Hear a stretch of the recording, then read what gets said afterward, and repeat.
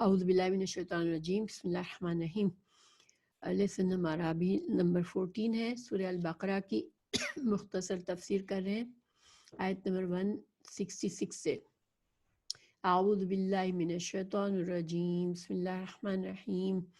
اذ تبرأ الذین اتبعوا من الذین اتبعوا ورأوا العذاب وتقطعت بهم الاسباب۔ جس وقت پیشوا لوگ اپنے تابع داروں سے بیزار ہو جائیں گے اور عذاب کو اپنی آنکھوں سے دیکھ لیں گے اور تمام رشتے ناطے ٹوٹ جائیں گے۔ تو اس آیت کا پیچھے سے کنٹینویشن ہے۔ پیچھے ہم نے پڑھا تھا 165 میں کہ اللہ سبحانہ وتعالیٰ نے فرمایا کہ جو لوگ شرک کرتے ہیں وہ اپنے معبودوں کو سے اتنی زیادہ محبت کرتے ہیں جیسے اللہ سبحانہ وتعالیٰ سے کرنی چاہیے، بلکہ وہ اس سے بھی زیادہ اپنے معبودوں کو چاہتے ہیں۔ لیکن ایمان والے جو ہوتے ہیں وہ محبت میں، اللہ کی محبت میں سخت ہوتے ہیں، یعنی کہ ایمان والوں کو اللہ سبحانہ تعالیٰ کی ذات سے سب سے زیادہ محبت ہوتی ہے، جبکہ یہ جو شرک کرتے ہیں وہ اپنے معبودوں کو سب سے زیادہ محبت کرتے ہیں۔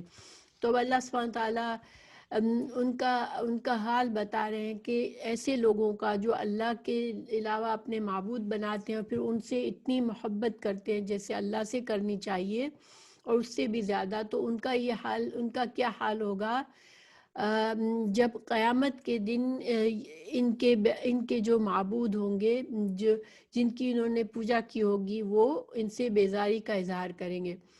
تو اس میں جن لوگوں نے فرشتوں کو اپنا معبود، فرشتوں کی عبادت کی ہوگی، تو فرشتے کہیں گے یا اللہ تو پاک ہے، تو ہی ہمارا دوست ہے، نہ کہ یہ، بلکہ یہ تو جنات کی پوجا کرتے تھے۔ اسی طرح جن جو ہے وہ بھی انکار کر دیں گے کہ یہ ہماری عبادت نہیں کرتے تھے، ہم تو ان سے بیزار ہیں۔ یہاں تک کہ جتنے دنیا سے چلے گئے بزرگ اور ان کے مرے ہوئے بزرگوں کے بت بنا کر ان کی عبادت کی، تو وہ بھی بیزاری کا اظہار کریں گے۔ حضرت عیسیٰ علیہ السلام بھی انکار کریں گے، ان سے بھی پوچھا جائے گا کہ کیا تم نے کہا تھا کہ مجھے معبود بنا لو اور میری عبادت کرو، تو وہ بھی انکار کریں گے۔ اسی طرح جو ہے یہاں تک کہ شیطان بھی انکار کر دے گا۔ شیطان کہے گا، یہ سورہ ابراہیم کے آیت نمبر 22 میں ہے کہ جس وقت فیصلہ کر دیا جائے گا تو شیطان کہے گا جو وعدہ اللہ نے تم سے کیا تھا وہ تو سچا تھا، جو وعدہ میں نے تم سے کیا تھا وہ جھوٹا تھا، اور میرا تم پر کسی طرح کا زور نہیں تھا۔ ہاں، میں نے تو تم کو گمراہی اور باطل کی طرف بلایا تھا، تم نے جلدی سے اس کو بغیر دلیل کے قبول کر لیا اور میرا کہنا مان لیا۔ تو آج مجھے ملامت نہ کرو، اپنے آپ ہی کو ملامت کرو، نہ میں تمہاری فریاد رسی کر سکتا ہوں نہ تم میری فریاد رسی کر سکتے ہو، اور میں اس بات سے انکار کرتا ہوں کہ تم پہلے مجھے شریک بناتے تھے۔ بے شک جو ظالم ہے ان کے لیے درد دینے والا عذاب ہے۔ اب دیکھیں کہ جو نقشہ اللہ سبحانہ تعالیٰ نے یہاں کھینچا ہے کہ جن ہستیوں سے ان کی محبت اتنی شدید تھی دنیا میں، وہ سب کے سب ان کے سامنے ان سے بیزاری اور برات کا اظہار کریں گے کہ یا اللہ ہمارا ان سے کوئی تعلق نہیں، ہم تو ان سے بیزار ہیں۔ تو اس وقت جو ان کی جو دنیا کی محبتیں ہیں آپس کی، وہ ساری کی ساری ختم ہو جائے گی۔ ایون دنیا میں دیکھیں لوگ دوسرے لوگوں کو خوش کرنے کے لیے بھی بعض اوقات اللہ سبحانہ تعالیٰ کی ناراضگی کا کام کرتے ہیں۔ کبھی انسان اپنے بچوں کے لیے کبھی انسان اپنی محبت میں بیوی شوہر ایک دوسرے کے لیے اللہ کی مرضی کے خلاف کام کر لیتے ہیں۔ اسی طرح بعض اوقات والدین کو یا والدین بچوں کو خوش کرنے کے لیے اللہ کے ناراضگی مول لیتے ہیں۔ تو یہ سارے جو بھی رشتے جو اللہ کی محبت کے خلاف ہوں گے وہ سارے کے سارے آخرت میں کٹ جائیں گے۔ ہاں، جو محبتیں اللہ کے لیے ہوں گی وہ قائم رہیں گی۔ تو اس وقت ان کی بے بسی کا کیا عالم ہوگا، جبکہ یہ کچھ دیکھیں گے۔ اب آگے آیت میں ہمیں پتہ چلتا ہے کہ کس قدر حسرت ہوگی ان کے دلوں میں جنہوں نے اللہ کے سوا دوسروں کو معبود بنایا ہوگا۔ وہ کہیں گے وَقَالَ الَّذِينَ اتَّبَعُوا لَوْ أَنَّ لَنَا كَرَّةً فتنبرأ منهم كما تبرؤوا منا كذلك يريهم الله أعمالهم حسرات عليهم وما هم بخارجين من النار. تو یہ کہیں گے کہ اور تابع دار لوگ کہنے لگیں گے کاش ہم دنیا کی طرف دوبارہ جائیں تو ہم بھی ان سے ایسے ہی بیزار ہو جائیں جیسے یہ ہم سے ہیں. اسی طرح اللہ تعالیٰ انہیں ان کے اعمال دکھائے گا ان کو حسرت دلانے کے لیے اور یہ ہرگز جہنم سے نہ نکلیں گے. تو ظاہری بات ہے کہ دنیا سے جانے والے اس دنیا میں واپس نہیں آئیں گے، چاہے وہ حسرتیں کریں چاہے کچھ بھی کریں، لیکن اس وقت جو ان کے غم اور دکھ میں جو یہ بھی ایک عذاب ہوگا، جو اس قدر ان کو غم ہوگا کہ آج جب کہ ہم ان کو ہمیں عذاب سے بچنا ہے، عذاب ہمارے سامنے ہے اور ہم سے عذاب سے بچانے کے لیے وہ لوگ آگے نہیں بڑھ رہے جو کہ جن کی خاطر ہم اپنے اس عذاب میں مبتلا ہوئے، تو یہ حسرت کریں گے کہ کاش ہم جو ہے واپس دنیا میں جائیں، پھر ہم شرک نہ کریں اور شرک سے توبہ کر لیں اور ان لوگوں سے بیزاری کا اظہار کریں. تو مگر یہ تو صرف ایک حسرت ہی ہوگی، اس لیے کہ دنیا میں کوئی بھی واپس نہیں آنے والا. پھر اللہ تعالیٰ فرما رہے ہیں یا ایھا الناس کلوا مما فی الارض حلالا طیبا ولا تتبعوا خطوات الشیطان انہ لکم عدو مبین. لوگوں، زمین میں جتنی بھی حلال اور پاکیزہ چیزیں ہیں انہیں کھاؤ پیو اور شیطانی راہ سے پر نہ چلو، وہ تمہارا کھلا دشمن ہے. تو اس آیت میں ہمیں پتہ چلتا ہے کہ اللہ تعالیٰ نے جن چیزوں کو حلال ہمارے لیے کیا ہے وہی پاک چیزیں ہیں. حالانکہ بعض اوقات جو حرام چیز ہوتی ہے اس کو بھی سجا کر نفیس بنا کر پیش کیا جائے تب بھی وہ خبیث ہی ہوتی ہے، وہ ناپاک ہی ہوتی ہے. جس سے اگر سور کا گوشت ان لوگوں کو بہت پسند ہے تو اس کو بڑی اچھی طرح سے ٹیبل پہ سجا کر بھی رکھے تب بھی وہ ناپاک چیز ہے. اسی طرح جو ہے اللہ سبحانہ تعالیٰ نے جن جن چیزوں کو حلال کیا ہے ہمارے لیے وہ حلال ہے.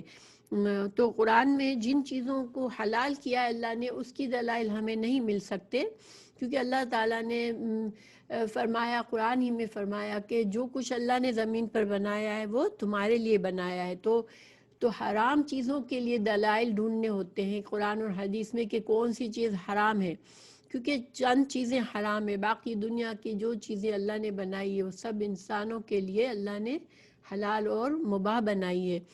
تو آگے اللہ تعالیٰ جو ہے وہ مزید تفصیل بتائیں گے حرام کی جب ہم اس کے اوپر بات کریں گے. یہاں پر اللہ سبحانہ تعالیٰ فرما رہے ہیں کہ انما یأمرکم بالسوء، اوکے، یا ایھا الذین آمنوا. اچھا، پھر اللہ تعالیٰ فرمایا کہ ولا تتبعوا خطوات الشیطان انہ لکم عدو مبین. تو جو شیطان ہے وہ انسان کے ذہن میں حرام چیزوں کو خوبصورت بناتا ہے اور حرام چیزوں کی طرف متوجہ کرتا ہے. اسی طرح دیکھیں جو بتوں کے نام پر جو جانور وقف کر دیتے تھے مشرکین، تو وہ اللہ کے حلال کردہ جانوروں کو بتوں کے نام پر وقف کر کے پھر اس کو اپنے اوپر حرام کرتے تھے. یہ شیطان کے وسوسوں سے یہ کرتے تھے. اسی طرح جو ہے اللہ تعالیٰ نے ایک حدیث ہمیں پتہ چلتا ہے کہ رسول اللہ صلی اللہ علیہ وسلم فرماتے ہیں کہ اللہ تعالیٰ فرماتا ہے میں نے اپنے بندوں کو حنیف پیدا کیا مگر شیطان نے ان کو ان کے دین سے گمراہ کر دیا، اور جو چیزیں میں نے ان کے لیے حلال کی تھی وہ اس نے ان پر حرام کر دی. تو انسان جو ہے اگر اللہ کے حلال اور پاکیزہ چیزوں کو استعمال کر کے اپنے لیے فائدہ اٹھانے کے بجائے ان کو اپنے لیے حرام کرتا ہے تو یہ وہ شیطان کی پیروی کر رہا ہوتا ہے، گنہگار ہوتا ہے. ایک تو اللہ کے حلال سے اپنے آپ کو محروم کرتا ہے، دوسرا گناہ کماتا ہے، اللہ کے عذاب کا مستحق ہوتا ہے. پھر اللہ تعالیٰ فرما رہے ہیں کہ انما یأمرکم بالسوء والفحشاء وان تقولوا علی اللہ ما لا تعلمون. تو شیطان جو ہے وہ تمہیں بے حیائی کا، صرف بے حیائی اور برائی کا اور اللہ تعالیٰ پر ان باتوں کے کہنے کا حکم دیتا ہے جن کا تمہیں علم نہیں ہے۔ اللہ سبحانہ تعالیٰ نے ہمیں شروع سے قرآن میں کئی مرتبہ ہمیں شیطان سے چوکنا کیا ہے، اور وہ ہمیں، اگر ہمارے دل میں اللہ کی طرف ہمارا ایمان اللہ پر مضبوط ہوتا ہے تو پھر شیطان کے وسوسے ہمیں سمجھ آتے ہیں، کیونکہ اللہ تعالیٰ نے فرمایا ہے کہ میرے بندوں پر تیرا، میرے مخلص بندوں پر تیرا زور نہیں چلے گا۔ تو جو انسان اللہ سے لگا رہے گا، اللہ کے قرآن اور حدیث سے صحیح علم حاصل کر کے اس طریقے سے زندگی گزارے گا جو اللہ نے فرمائی ہے، تو پھر اس کو شیطان گمراہ نہیں کر سکے گا۔ پھر اللہ تعالیٰ فرما رہے ہیں وَإِذَا قِيلَ لَهُمُ اتَّبِعُوا مَا أَنزَلَ اللَّهُ قَالُوا بَلْ نَتَّبِعُ مَا أَلْفَيْنَا عَلَيْهِ آبَاءَنَا أَوَلَوْ كَانَ آبَاؤُهُمْ لَا يَعْقِلُونَ شیئا ولا یہتدون۔ اور جو دنیا میں سب سے جو ایک طریقہ شروع سے رائج ہے جو انسانوں کو گمراہ کرتا ہے، وہ یہ ہے کہ انسان اپنے کہتا ہے کہ میرے باپ دادا نے جو جس مذہب پر، جس طریقے پر میرے باپ دادا تھے میں اسی پر چلوں گا۔ اور یہ صرف مشرکین کا نہیں ہے بلکہ مسلمانوں میں بھی یہ چیز، اگر کسی بدعت پر لا علمی میں جس طریقے سے ماں باپ چلے تھے بس اسی کو قبول کرتا ہے، اور یہ ایک بہت پرانا ایکسکیوز ہے۔ اللہ تعالیٰ فرما رہے ہیں کہ ان سے جب کبھی کہا جاتا ہے کہ اللہ تعالیٰ کی اتاری ہوئی کتاب کی تابع داری کرو، تو جواب دیتے ہیں کہ ہم تو اس طریقے کی پیروی کریں گے جس پر ہم نے اپنے باپ دادوں کو پایا۔ تو اللہ تعالیٰ فرما رہا ہے کہ کیا اگر ان کے باپ دادے بے عقل ہوں اور گمراہ ہو تو پھر بھی وہ انہی کے طریقے پر جائیں گے؟ تو اصل میں دین جو ہے، دین اللہ کا دین، جب اللہ تعالیٰ نے انبیاء کرام کو بھیجا اور کتابیں بھیجی ہمارے لیے، اللہ سبحانہ تعالیٰ نے رسول اللہ صلی اللہ علیہ وسلم کو بھیجا اور قرآن نازل فرمایا، تو اب قرآن اور حدیث اصل ہماری رہنمائی کا ذریعہ ہے۔ اگر کوئی انسان بغیر دلائل کے صرف باپ دادا کے طریقے پر قبول کرتا ہے اپنے دین کو، تو بہت خطرے میں ہے، اپنے آپ کو خطرے میں ڈالتا ہے، کیونکہ ہو سکتا ہے کہ باپ دادا کو صحیح علم نہ پہنچا ہو۔ اسی لیے ضروری ہے کہ ہر انسان کا اپنا فرض ہے کہ وہ اللہ کے دین کو قرآن اور حدیث کے ذریعے سیکھے، کیونکہ آخرت میں جیسے کہ ہم نے پیچھے پڑھا کہ آخرت میں کوئی کسی کی مدد نہیں کر سکے گا، یہاں تک کہ ہمیں سورہ مطففین میں پتہ چلتا ہے کہ باپ اپنی اولاد سے اور اولاد اپنے والدین سے اور شوہر بیوی سے اور بھائی اپنے بھائی سے، سب ایک دوسرے سے دور بھاگیں گے کہ اس دن ہر کسی کو اپنی پڑی ہوگی کہ میں کہیں کسی طرح بچ جاؤں اللہ کے عذاب سے۔ تو دنیا میں ہم جو ہیں وہ صرف باپ دادا کے نام پر کوئی چیز ہوتی ہے تو بس ہم کہتے نہیں، ہمیں اسی طریقے پر رہنا ہے، اور یہ صرف مشرکین کا طریقہ نہیں ہے، مسلمان بھی آج اس چیز میں بہت بری طرح سے گرے ہوئے ہیں کہ بغیر چاہے دنیا کے علم کے لیے سالوں سال تک اسکولوں میں، یونیورسٹیوں میں تعلیم حاصل کریں گے، مگر دین کے تعلیم کے لیے نہ کوئی پراپر بندوبست کرتے ہیں اپنے بچوں کے لیے، نہ خود تعلیم حاصل کرتے ہیں، اور پھر بس وہی جو سینہ در سینہ دین چلا آ رہا ہے طریقہ، اسی کو وہ اپنا مذہب سمجھتے ہیں۔ تو یہ بہت خطرناک طریقہ ہے، انسان کو خود سیکھنا چاہیے۔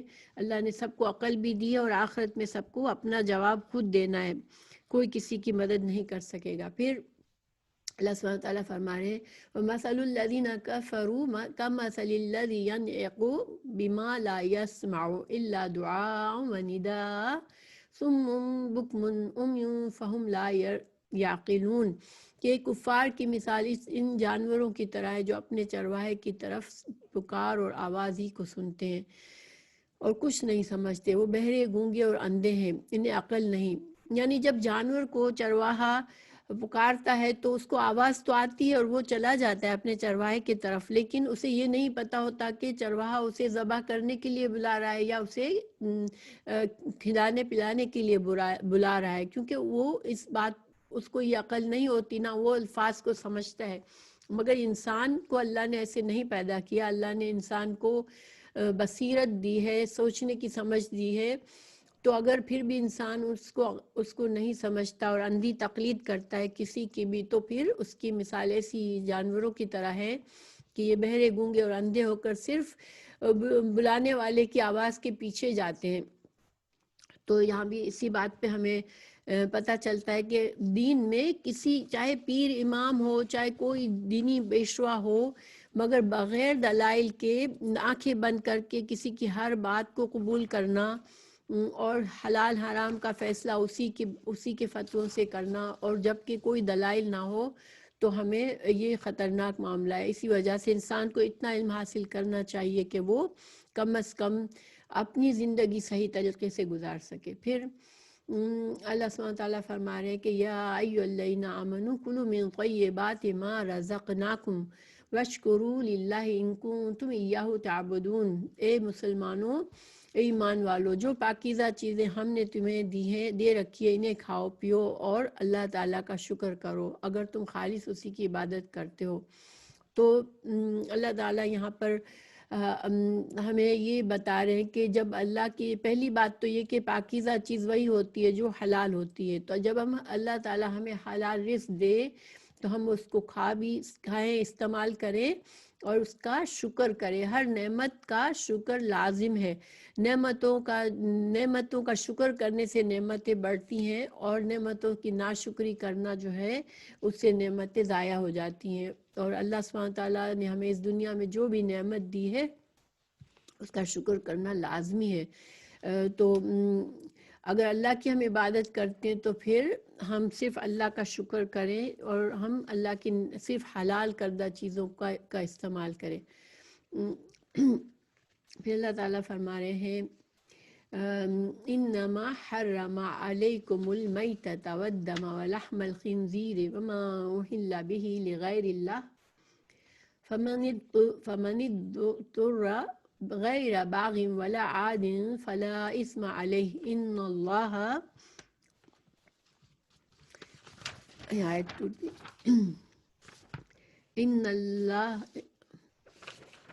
ان اللہ غفور رحیم۔ تو اللہ سبحانہ تعالیٰ یہاں فرما رہے ہیں کہ تم پر مردہ اور بہا ہوا خون اور سور کا گوشت اور ہر وہ چیز جس پر اللہ کے سوا دوسروں کا نام پکارا گیا ہے وہ حرام ہے۔ پھر جو مجبور ہو جائے اور وہ حد سے بڑھنے والا نہ ہو، زیادتی کرنے والا نہ ہو، اس پر ان کے کھانے میں کوئی گناہ نہیں۔ اللہ تعالیٰ بخشش کرنے والا اور مہربان ہے۔ یہاں اللہ سبحانہ تعالیٰ نے حلال و حرام کی کچھ تفصیلات دی ہے۔ یہاں پہ 4 چیزوں کا ذکر فرمایا ہے جو کہ حرام کی ہے اللہ نے۔ تو مردہ، جانور جو حلال جانور ہیں ان کو ہمارے لیے جائز ہے کہ ہم ان کو اللہ کا نام لے کے ذبح کریں اور ان کو کھائیں۔ اگر وہ پہلے سے کسی حادثے سے مر گیا یا طبعی موت سے مر گیا تو وہ حلال نہیں ہوتا، چاہے کہ وہ گائے بکری حلال جانوروں میں سے ہو، لیکن اگر وہ مر گیا تو پھر وہ حلال نہیں۔ اسی طرح والدم، اور دم کا مطلب ہوتا ہے خون۔ تو خون کون سا حرام ہے؟ جب جانور کو ذبح کیا جاتا ہے تو وہ بہت سارا خون نکلتا ہے، اس وقت بہتا ہوا خون جو ہے وہ اس کو پینا، اس کو کھانا حرام ہے۔ لیکن جو گوشت میں رہ جاتا ہے، جب وہ خون زیادہ خون نکل جانے کے بعد جب ہم گوشت کاٹتے ہیں، اب گوشت کے اندر بھی جو خون رہ جاتا ہے تو وہ خون حرام نہیں ہے۔ اسی طرح لحم الخنزیر، خنزیر جو ہے وہ بہت ہی برا جانور ہے، بے غیرت جانور ہے، اس میں بہت بری صفات ہے، اللہ سبحانہ تعالیٰ نے اس کو حرام کیا ہے ہمارے لیے۔ اسی طرح وما اہل بہ لغیر اللہ، تو جن جانوروں کو اللہ کے سوا کسی اور کی نیت کر کے ذبح کیا ہو، چاہے ذبح کیا گیا ہو لیکن اللہ کے سوا کسی اور کے نام پر ذبح کیا گیا ہو تو وہ بھی ہمارے لیے حرام ہے۔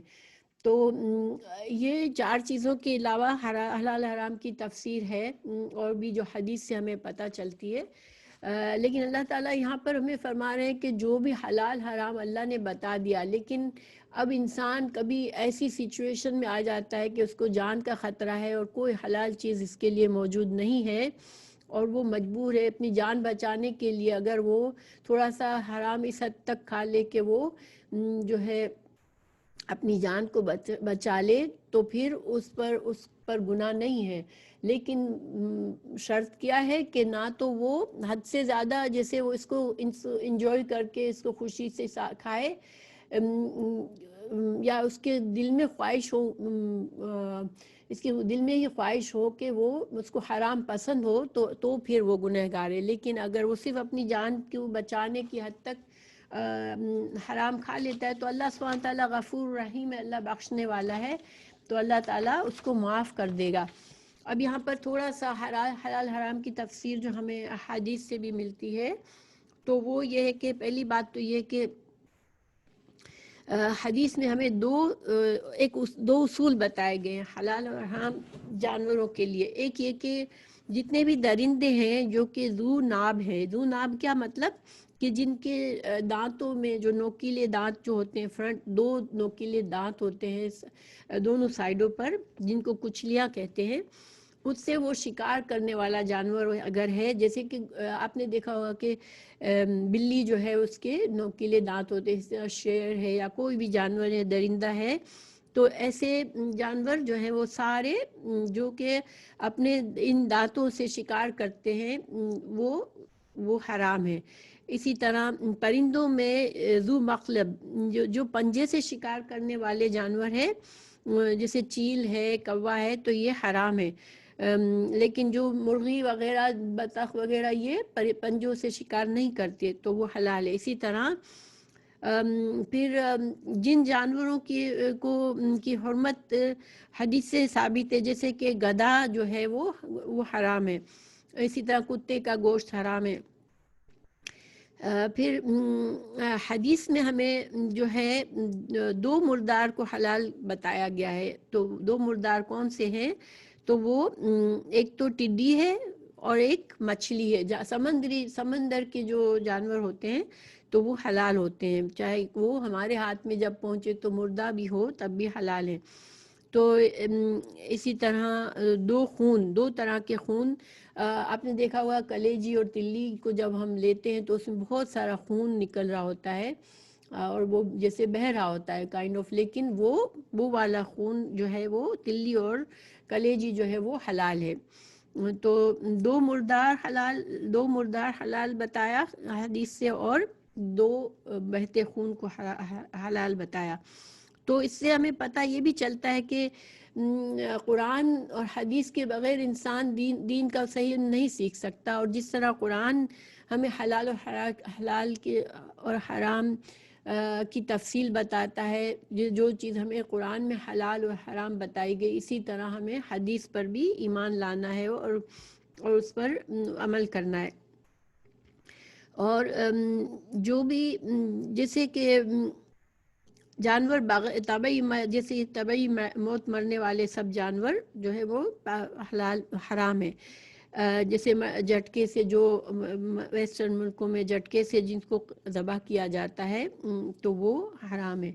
جن جانوروں کو بتوں کے نام پر پکارا گیا تو وہ تو ڈیفینیٹلی حرام ہے. لیکن آج مسلمان بھی یہ انفارچونیٹلی مسلمان بہت سے قبروں پر اور پیروں فقیروں کی جو مزار ہوتے ہیں وہاں پر جا کر جانور کو جو ہے وہ ذبح کرتے ہیں، وہ بھی ہمارے لیے حرام ہے. ان کے مقصد جو ہوتا ہے وہ اللہ کی رضا حاصل کرنا نہیں ہوتا، بلکہ وہ ان بزرگوں کی قبروں پر ان کی تعظیم میں یہ ذبح کرتے ہیں، تو یہ حرام ہے.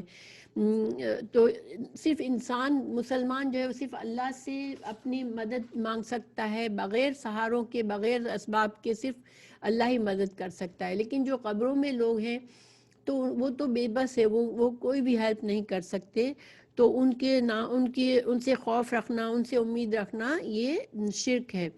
تو اس کے علاوہ قبروں پر جا کے جانور کے علاوہ بھی کچھ چیزیں نظر و نیاز کے طور پر چڑھاوے کیے جاتے ہیں، چادر چڑھائی جاتی ہے، یا وہاں جا کر مسکینوں کو مٹھائی بانٹی جاتی ہے، وہاں لنگر بنایا جاتا ہے، دیہیں چڑھائی جاتی ہیں قبروں پر.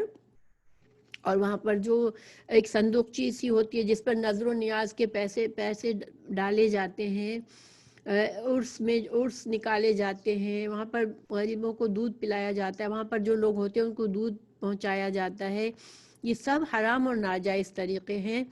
اور نظر ماننا بھی صرف اللہ، ایک عبادت ہے جو صرف اللہ ہی کے لیے کی جا سکتی ہے، جیسے نماز روزہ عبادات ہیں اور صرف اللہ کے لیے کی جا سکتی ہے، اسی طرح نظر بھی صرف اللہ ہی کے لیے کی جا سکتی ہے۔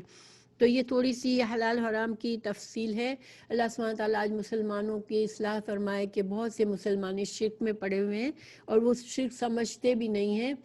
تو یہ جو ہے بہت ہی خطرناک بات ہے، انسان کو اس جہالت سے نکلنا چاہیے، کیونکہ یہ زندگی میں ہم جو کچھ کریں گے آخرت میں ہم اپنے لیے کچھ نہیں کر سکیں گے۔ پھر اللہ سبحانہ تعالیٰ آگے فرما رہے ہیں، ان الذین یکتمون ما انزل اللہ من الکتاب ویشترون بہ ثمنا قلیلا اولئک ما یأکلون بہ بطونہم الا النار وما یکلمہم اللہ یوم القیامہ ولا یزکیہم ولہم عذاب علیم۔ بے شک جو لوگ اللہ تعالیٰ کی اتاری ہوئی کتاب چھپاتے ہیں اور اسے تھوڑی سی قیمت پر بیچتے ہیں، یقین مانو کہ یہ اپنے پیٹ میں آگ بھر رہے ہیں۔ قیامت کے دن اللہ تعالیٰ ان سے بات بھی نہ کرے گا، نہ انہیں پاک کرے گا، بلکہ ان کے لیے دردناک عذاب ہے۔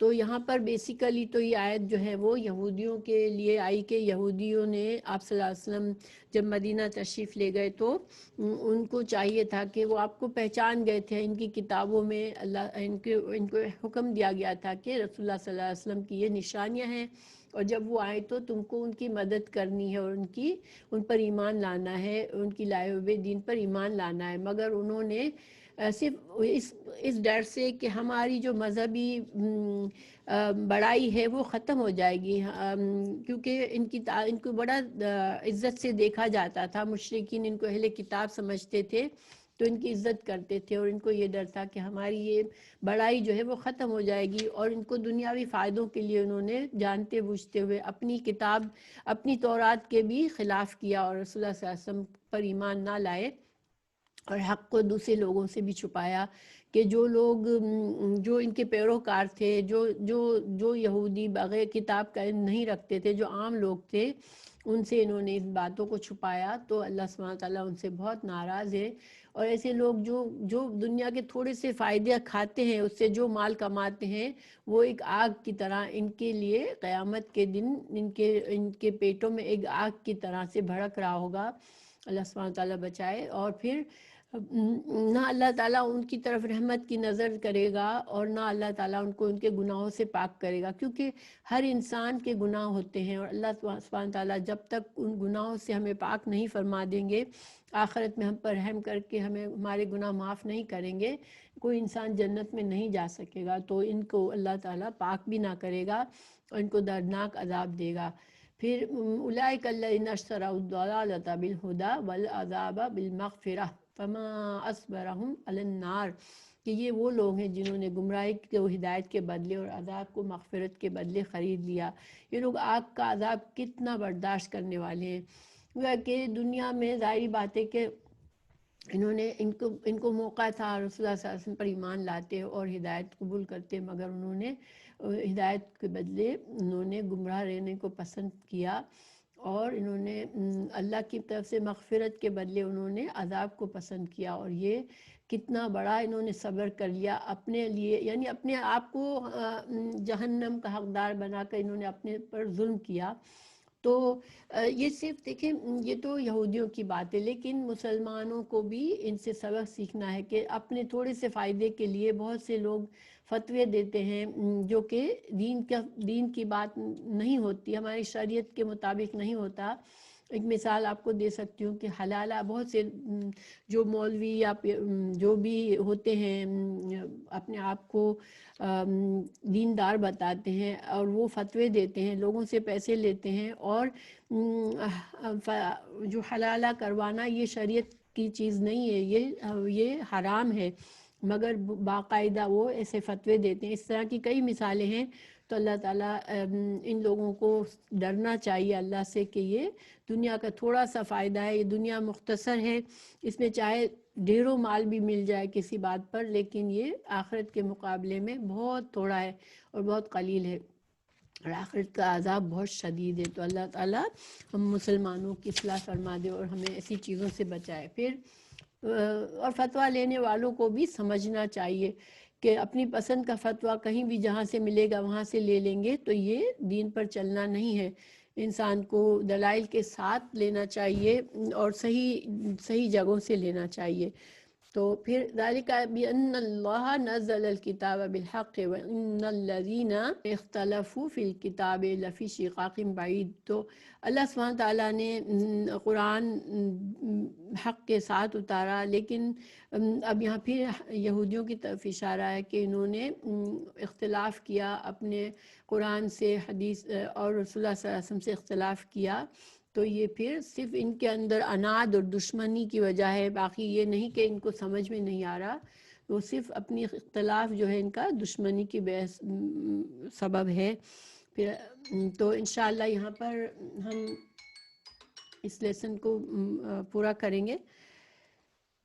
تو آج جو ہے بس ایک بات ہمیں سوچنے کی بات ہے کہ آج بہت سے دین میں، ہمارے اسلام میں بہت سے طبقے بن گئے ہیں اور ایک دوسرے کے اختلافات میں باقاعدہ دشمنی پر اتر آتے ہیں. لیکن یہ سب کچھ ہمیں آخرت کے لیے کوئی کام دینے والا نہیں ہے. انسان کو قرآن اور حدیث صرف ایک ہی ذریعہ ہے ہمارے لیے، اور ہمارا دین صرف ایک ہی ہے. تو آپس میں اختلافات صرف ضد اور حسد کی وجہ سے کرنے کے بجائے صرف ہمیں قرآن اور حدیث کی طرف پلٹنا چاہیے اور صحیح دین کو قائم کرنا چاہیے اور اس پر چلنا چاہیے. اللہ سبحانہ تعالیٰ ہم سب کو توفیق دے. آمین.